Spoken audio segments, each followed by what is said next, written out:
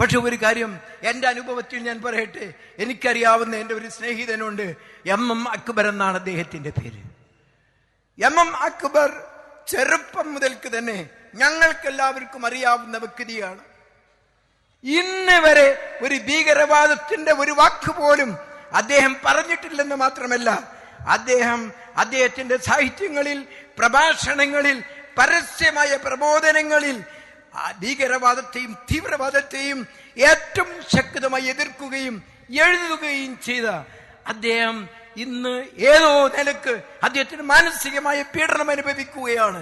അദ്ദേഹത്തിന്റെ എന്തോ അവ്യക്തമായ വിഷമിപ്പിക്കുന്ന അവസ്ഥയുണ്ടായിട്ടുണ്ട്.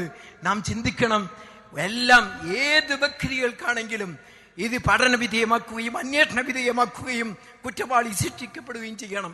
പക്ഷെ ഒന്നുമില്ലാത്ത ഒരു തുറന്ന പുസ്തകം പോലെ ഈ കേരളത്തിൽ അങ്ങോളം ഇങ്ങോളം സംവാദം നടത്തിയ ഒരു ചെറുപ്പക്കാരൻ, ഒരു വളരെ പരസ്യമായി രഹസ്യമായ ഒരു ജീവിത രീതിയുമില്ല, രഹസ്യമായ ഒന്നിലും അദ്ദേഹം പങ്കെടുക്കാറില്ല, പരസ്യമായി പ്രബോധന പ്രവർത്തനങ്ങൾ നടത്തുന്നു, ആരോഗ്യകരമായ ചർച്ചകൾ നടത്തുന്നു, ഭീകരവാദത്തിനെതിരിൽ ഏറ്റവും ശക്തമായി എഴുതുന്നു, പ്രതികരിക്കുന്നു, അദ്ദേഹം പ്രഭാഷണം നടത്തുന്നു സമൂഹ മധ്യത്തിൽ. അങ്ങനെയുള്ള ഒരാൾക്ക് എന്തോ അപകടകരമായ സൂചനകൾ ലഭിക്കുന്നു. നമുക്ക് ഉത്കണ്ഠയില്ലേ ആ കാര്യത്തിൽ? അത് തീർക്കേണ്ടതല്ലേ?